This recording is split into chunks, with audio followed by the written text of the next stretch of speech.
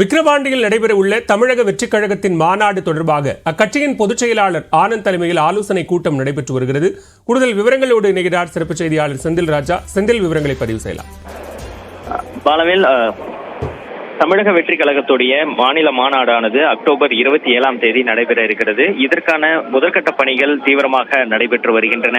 குறிப்பாக தற்போது காவல்துறையினர் அனுமதி வழங்கியிருக்கிறார்கள். அந்த மாநாட்டிற்கு ஏற்கனவே அனுமதி கொடுக்கப்பட்டிருந்தாலும் தேதி மாற்றத்துக்காக தனியாக ஒரு கடிதம் கொடுத்தார்கள். அதற்கு பிறகு நேற்று இரவு காவல்துறை 17 நிபந்தனைகளுடன் கட்டாயம் இந்த நிபந்தனைகளை பின்பற்றி ஆக வேண்டும் என்ற ஒரு கட்டளையுடன் அந்த அனுமதியை கொடுத்திருக்கிறார்கள். இந்த நிலையில்தான் மாவட்ட நிர்வாகிகளோட ஆலோசனை கூட்டமானது நடைபெற இருக்கிறது. இதற்காக கட்சி அலுவலகத்தில், அதாவது கட்சியின் தலைமை அலுவலகம் அமைந்திருக்கக்கூடிய பனையூரில் இந்த ஆலோசனை கூட்டம் நடைபெற இருக்கிறது. இந்த கூட்டத்திற்கு ஒவ்வொரு மாவட்டத்திலிருந்தும் மாவட்ட பொறுப்பாளர்கள் மற்றும் அணியின் தலைவர்கள் வரவைக்கப்பட்டிருக்கிறார்கள். குறிப்பாக இந்த கட்சியை பொறுத்த வரைக்கும் மாணவர் அணி, இளைஞர் அணி, விவசாய அணி, தொழில்நுட்ப அணி, வழக்கறிஞர் அணி என 10க்கும் மேற்பட்ட அந்த அணிகள் பிரிக்கப்பட்டு அதற்கு நிர்வாகிகள் நியமிக்கப்பட்டிருக்கிறார்கள். அவர்கள் அனைவரையும் இந்த கூட்டத்திற்கு அந்த பொறுப்பாளர்கள் நிர்வாகிகளை வரவைத்திருக்கிறார்கள்.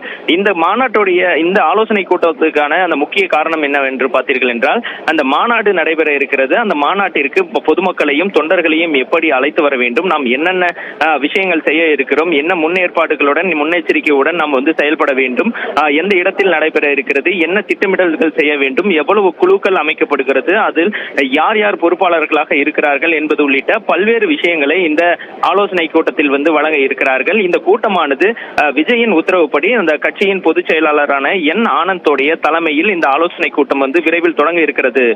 பாலவேல், நன்றி செந்தில், விரிவான விவரங்களுக்கு.